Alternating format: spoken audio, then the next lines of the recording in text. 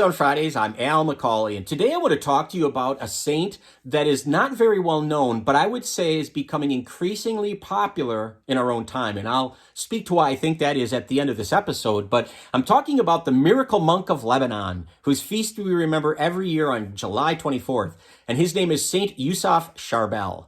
Now, Youssef is an Arabic term that roughly translates to Joseph. And so, like Joseph of the New Testament, the stepfather of Jesus, Youssef Charbel is a man of great simplicity and great humility.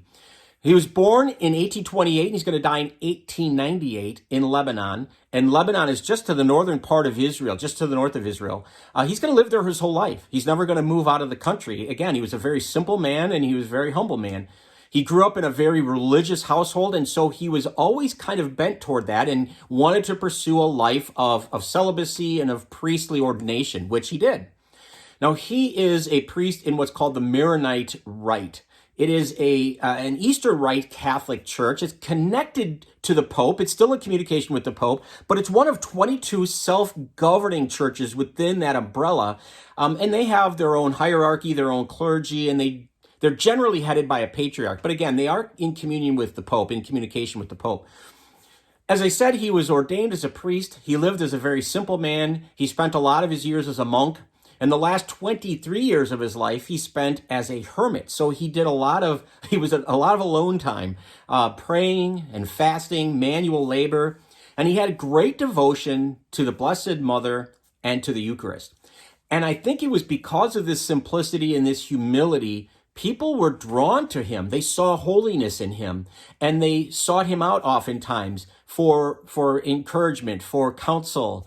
And so he was recognized even in his own time as a pretty holy man because of the life of piety that he led. One of the things that's said about him is that people rarely saw him and looked him directly in the eyes.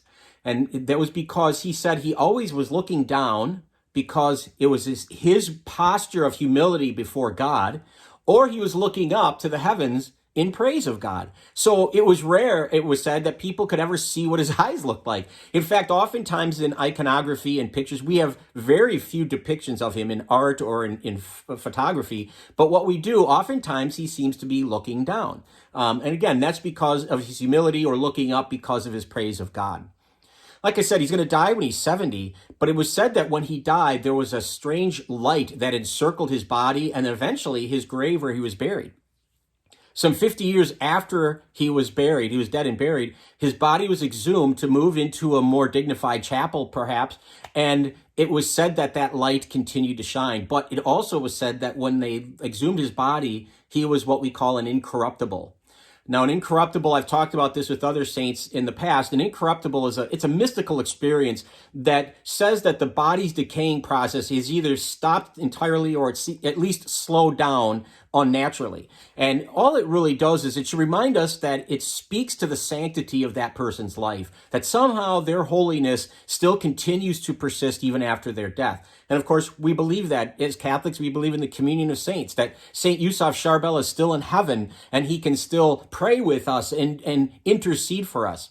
Which brings me back to one of the initial points I made at the beginning of this video. Why is he becoming increasingly popular? I think it's because we live in a time of great anxiety. I think it's a time where there's increased depression, there's an increased sadness and loneliness.